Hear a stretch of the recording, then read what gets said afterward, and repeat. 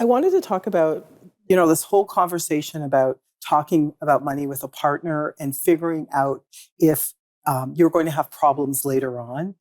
It's just as dangerous as never having a conversation with a partner you've chosen and something happens. So consider when you start a relationship, and now these are for the younger women or even women divorced who are trying to get back into the scene.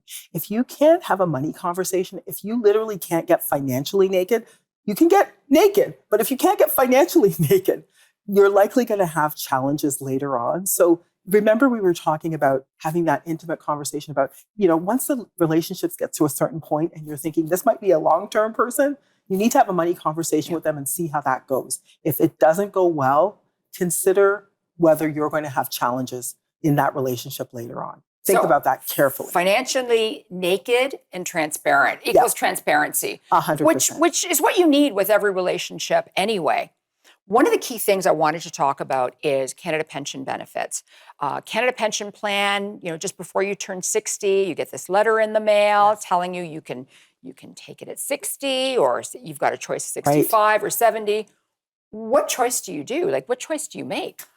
Kind of going back to the fact that people are living longer, the fastest rising demographic in Canada and around the world are centenarians. So people are living longer, and women already live longer than men.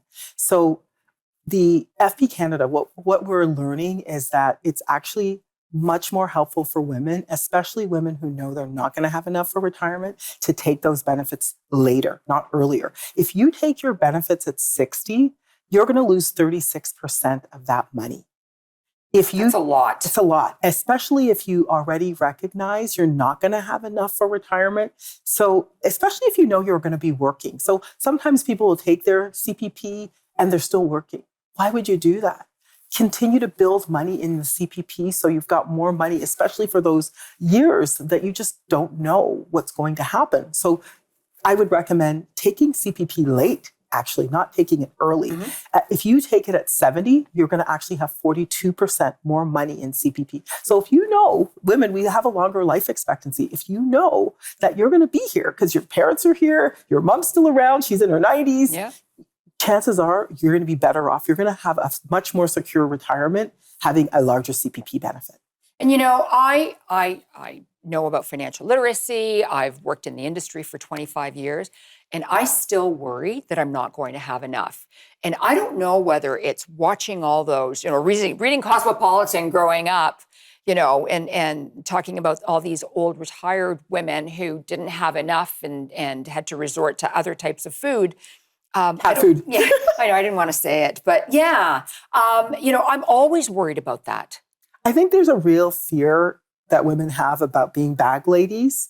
And the only way that you can actually get over that fear is to put pen to paper, put a plan together, understand how much assets you have now. What's your net worth look like? What do you actually need? What's the number you need to save to have the retirement that you need? What's the worst return your investments can earn that will make sure you're going to have a secure retirement no matter what happens, and that you'll be able to sleep better at night knowing that number? And the thing is, number crunching, a lot of people can't do it, but that's why they reach out to people like you. And that's why it's an easy phone call. It's an easy meeting. It really is. And I think what we tend to do that people appreciate is we reassure them. But I don't like to tell people, I want to show them. Let's look at your numbers. Let's look at your actual situation, and let me show you why you're going to be okay.